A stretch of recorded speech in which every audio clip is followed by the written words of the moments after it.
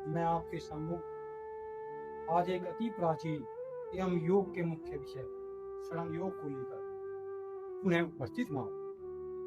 षडंग योग की वह अपेक्षित पद्धति है जिस पर बहुत कम अनुसंधान हुआ है। आज मैं इस विधा के नामकरण की चर्चा करता हूँ। देखिए, भारतीय साधना पद्धति में योग शब्द का प्रयोग बहुत पुराना है।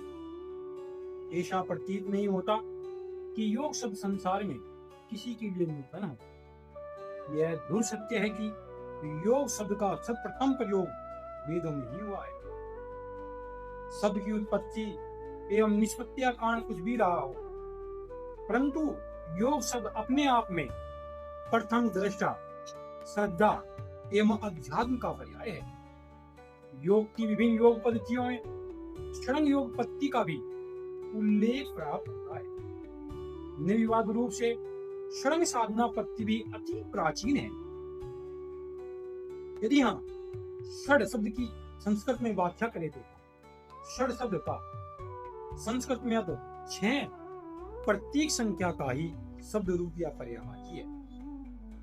षडंग शब्द का अर्थ 6 अंगों का समायोजन कहा जा सकता है, अर्थात योग के मात्र 6 अंगों को आधार बनाकर समाधि द्वारा मोक्ष भेदन करने से इस पद्धति का नाम षडंग योग सर्वत्र स्वीकार किया गया।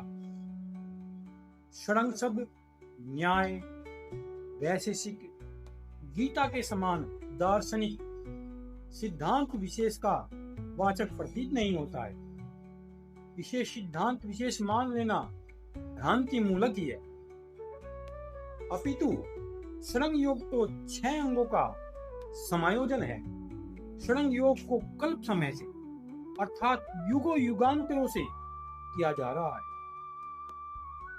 यदि हम कल्प समय की चर्चा करें तो 100 चतुर्थी युग को एक कल्प कहा जा सकता है। यह विद्या इतनी प्राचीन है कि इससे प्राचीन और कोई अन्य विधा नहीं है। योग शास्त्र के विभिन्न तत्वों में यदि हम षडंग योग की चर्चा करें तो षडंग योग के जो तत्व हमें प्राप्त होते हैं वे है प्राणायाम, प्रत्याहार, ध्यान, धारणा, तर्क, समाधि।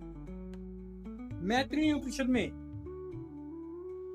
हमें चर्चा प्राप्त होती है तथा तत्प्रयोग कल्पा प्राणायाम, प्रत्याहारो, ध्यानम, धारणा, तर्क, समाधि षडंग इति उच्यते योगः।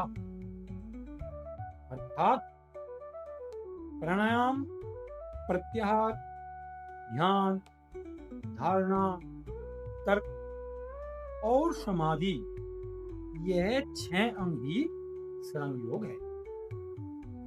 धन्यवाद।